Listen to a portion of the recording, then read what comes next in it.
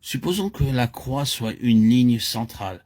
D'un côté se trouve la sphère terrestre et de l'autre la sphère céleste. Au début, nous sommes du côté terrestre, sous le poids du péché. Puis l'Esprit de Dieu nous montre que nos péchés ont été portés par notre substitut à la croix. Nous disons, il a porté lui-même mes péchés en son corps sur le bois, 1 Pierre 2,24. Et nous expérimentons la paix. Hélas, nous revenons ensuite à l'ancienne sphère. Nous marchons et vivons en elle, espérant que, d'une manière ou d'une autre, le Seigneur nous accordera des ressources de vie céleste. Nous recevons le pardon de nos péchés, disons, maintenant je retourne à la sphère terrestre afin de travailler pour le Seigneur. Nous agissons comme s'il avait laissé le monde à notre charge. Nous pouvons continuer ainsi jusqu'à nous épuiser. Nous prions, nous travaillons dur, fatigués. À la fin, nous disons, mais il doit y avoir autre chose. Le Seigneur a attendu que nous arrivions au bout de nos propres efforts. Il nous demande, reviens à la croix. Enfin, nous comprenons que nous sommes tenus et avons travaillé sur le mauvais terrain. Nous entendons le Maître dire, c'est toi qui es sur mon chemin. Je peux faire mon œuvre moi-même. J'ai simplement besoin de vases vides. Tu t'es détaché de tes péchés, mais tu restes attaché à toi-même. Viens maintenant, détache-toi de toi-même. Prends la place où je t'ai mis. Lorsque je mourus, tu étais en moi, sur la croix. Oh, quel soulagement. Est-ce vrai? Quoi, encore, Seigneur? Maintenant, mon enfant, tu passes dans une autre sphère, où tu es uni à moi, en tant que le vivant. À présent, je t'envoie dans le monde comme mon instrument, et je travaillerai par toi.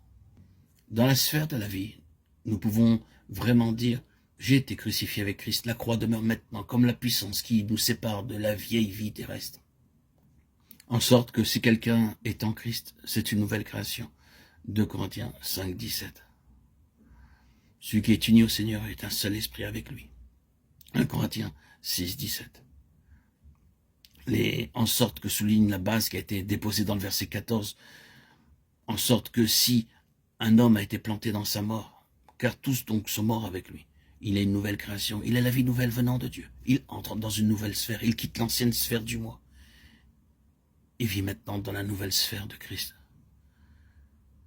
Au lieu d'être tout le temps occupé de vous-même, pensez à vous comme étant en sûreté, caché en Christ. Par sa puissance, vous serez élevé hors de vous-même et vous vivrez en lui.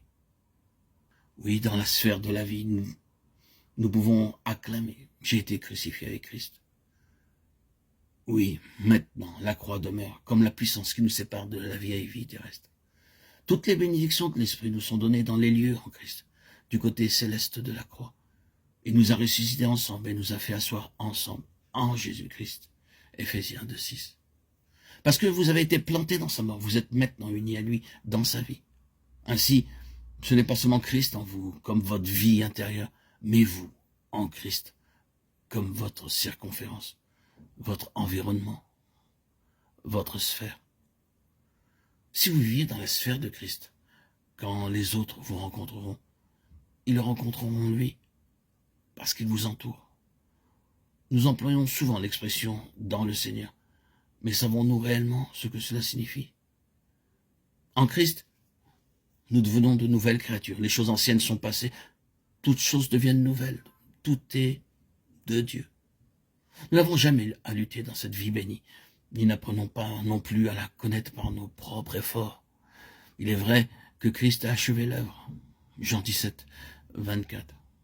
C'est nous qui devons cesser avec nos efforts personnels et nous cachons en lui par la foi dire, à partir de maintenant, je suis en Christ.